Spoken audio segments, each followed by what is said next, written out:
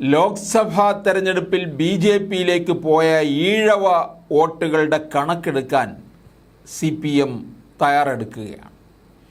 ഈഴവ സമുദായ അംഗങ്ങൾ കൂടുതലായി താമസിക്കുന്ന മേഖലകളിൽ ബി.ജെ.പി നേതൃത്വം നൽകുന്ന NDA സ്ഥാനാർത്ഥികൾക്ക് ലഭിച്ച അധിക വോട്ട് കണ്ടെത്താൻ CPM താഴെത്തട്ടിലേക്ക് നിർദ്ദേശം നൽകി.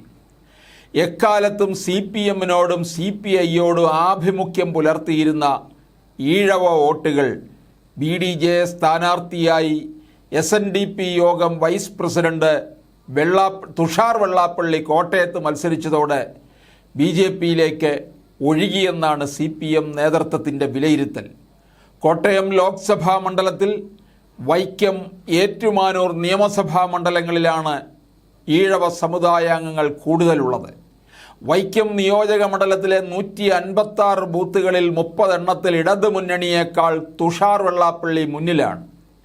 ഏറ്റുമാനൂർ മണ്ഡലത്തിൽ ആകെയുള്ള 165 ബൂത്തുകളിൽ 18 ഇടങ്ങളിൽ ഇടത് സ്ഥാനാർത്ഥി തോമസ് ചാഴിക്കാടൻ BDJ സ്ഥാനാർത്ഥിക്ക് പിന്നിലായി. കോട്ടയം പാർലമെൻറ്റ് മണ്ഡലത്തിലാകെ 100-ലേറെ ബൂത്തുകളിൽ BDJS ഇടതുമുന്നണിയെ പിന്നിലാക്കിയിട്ടുണ്ട്. കോട്ടയത്ത് BJP സ്ഥാനാർത്ഥിയായി 2019 പാർലമെൻറ്റ് തെരഞ്ഞെടുപ്പിൽ മത്സരിച്ച PC തോമസിന് ലഭിച്ചത് 1,55,135 വോട്ടാണ്.